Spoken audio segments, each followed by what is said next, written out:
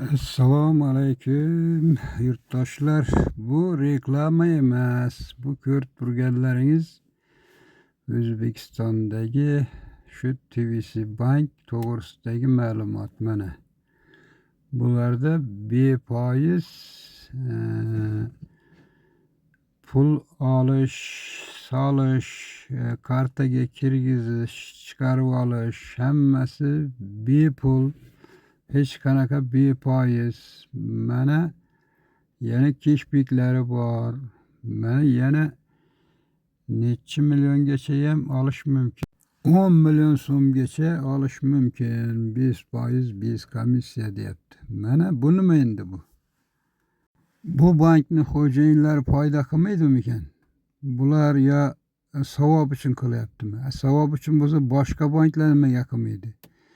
Mana bilmagan xalqimiz bilib qo'ysin. Mana shuni kartasini olish kerak menimcha.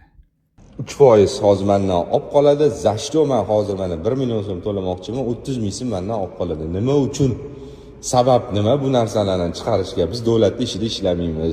Ko'chada tirikchiligimizni qilib yuradigan bo'lsak, shuni bilib qo'ying. Sizni Alloh bizaga elboshi qilib saylab qo'yibdi. Biz ham sizni saylaganmiz. Shu narsani bilingki, oddiy xalqingiz qiynalyapti. Prosta biz 3% davlatga emas, qaysidir korxonaga shuni olib beraveramiz o'zidan o'zi. Bu yerda hozir mazza qotgan paynet bo'lyaptimi hozir shunda?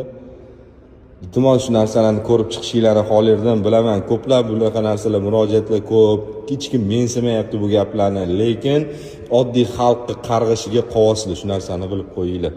100 ming so'm to'layman, 97 ming so'm olib qo'yapti. Hozir mana shu 97 ming so'mni zapravkaga olib borib to'lashim kerak.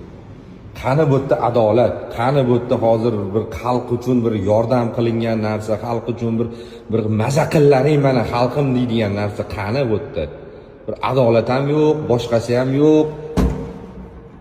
TVC Bankka omad tilaymiz. Faqat bankomatlarni ko'paytirib bersa bo'ldi endi xalqqa.